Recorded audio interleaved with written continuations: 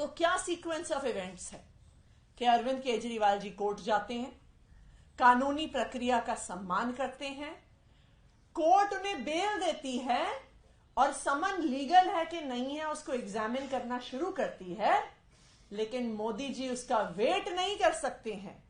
मोदी जी इंतजार नहीं कर सकते हैं कि कोर्ट अपना फैसला देगी। उन्होंने शाम को ही अरविंद केजरीवाल जी को 2 और समन भिजवा दिए। ये क्या है? ये कैसी गुंडागर्दी है? आज के दिन पे ईडी और सीबीआई मोदी जी के दोनों गुंडे बन के रह गए हैं।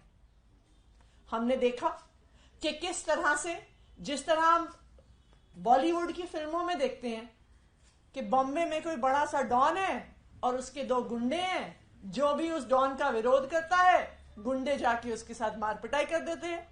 यही ईडी और सीबीआई कर रही है। जो मोदी जी का विरोध करता है ईडी और सीबीआई उसके पीछे पड़ जाती हैं। हमने देखा है कि एक एक करके इन मोदी जी के इन दोनों गुंडों ने किस तरह से विपक्ष की एक एक पार्टी को टारगेट किया है, विपक्ष के एक एक नेता को टारगेट किया है।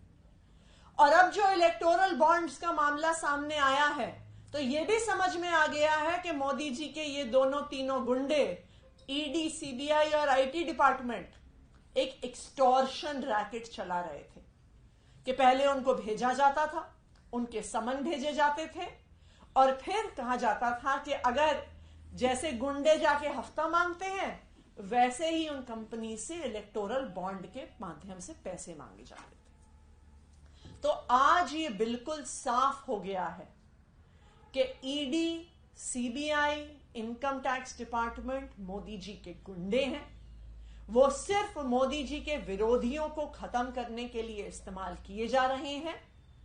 और अब मोदी जी चुनाव से पहले अरविंद केजरीवाल को अपनी इस ईडी के माध्यम से, अपने इस गुंडे के माध्यम से अरविंद केजरीवाल को गिरफ्तार करना चाहते हैं। तो क्या सीक्वेंस ऑफ इवेंट्स है कि अरविंद केजरीवाल जी कोर्ट जाते हैं, कानूनी प्रक्रिया का सम्मान करते हैं, कोर्ट उन्हें बेल देती है और समन लीगल है कि नहीं है उसको एग्जामिन करना शुरू करती है, लेकिन मोदी जी उसका वेट नहीं कर सकते हैं। मोदी जी इंतजार नहीं कर सकते हैं कि कोर्ट अपना फैसला देगी। उन्होंने शाम को ही अरविंद केजरीवाल जी को 2 और समन भिजवा दिए। ये क्या है? ये कैसी गुंडागर्दी है? आज के दिन पे ईडी और सीबीआई मोदी जी के दोनों गुंडे बन के रह गए हैं।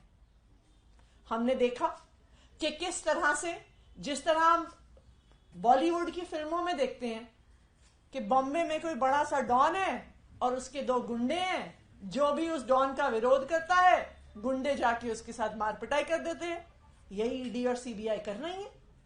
जो मोदी जी का विरोध करता है ईडी और सीबीआई उसके पीछे पड़ जाती हैं।